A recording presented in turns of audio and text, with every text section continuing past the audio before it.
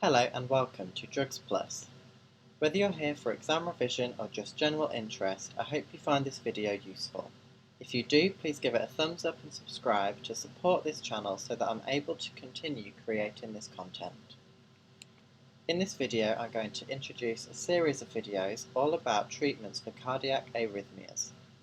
Cardiac arrhythmias occur when the normal rhythm of the heart is disrupted. So, in order to understand arrhythmias, it is important to understand the normal process of sinus rhythm. The first step in cardiac conduction is the excitation of the sinoatrial node in the wall of the right atrium. This is controlled by the pacemaker current, or the funny current. The SA node sends electrical impulses across the wall of the atria, causing the cardiomyocytes to become depolarized, the P wave on the ECG, which causes them to contract. This forces the atrioventricular valves to open, allowing blood to flow into the ventricles. Next, the electrical impulses reach the atrioventricular node, which then sends electrical impulses to the bundle of His and then the Purkinje fibers in the ventricle walls, causing the ventricular cardiomyocytes to depolarize and contract. This forms the QRS complex on an ECG. This closes the atrioventricular valves and opens the semilunar valves, forcing blood out of the ventricles and out of the heart. The ventricles then relax, or their cells repolarize, the T wave on an ECG, while the atria fill up with blood and the process begins again. There are three main mechanisms of arrhythmias.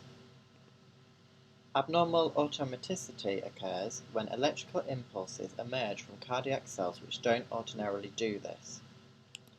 Enhanced abnormal automaticity usually refers to the initiation of spontaneous depolarization of cells in the Purkinje fibers.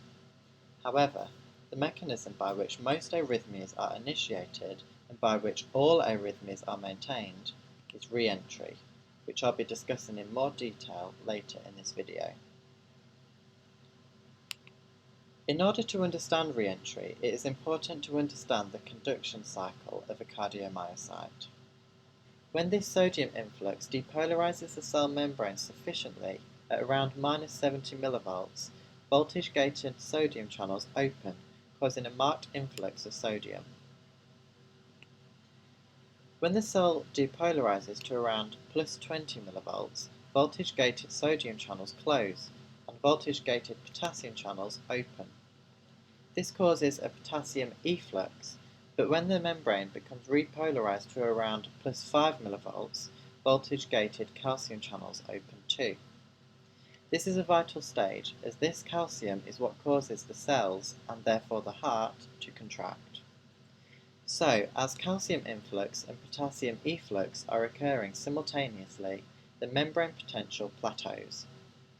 However, the calcium channels quickly close and the potassium channels remain open, facilitating membrane repolarization.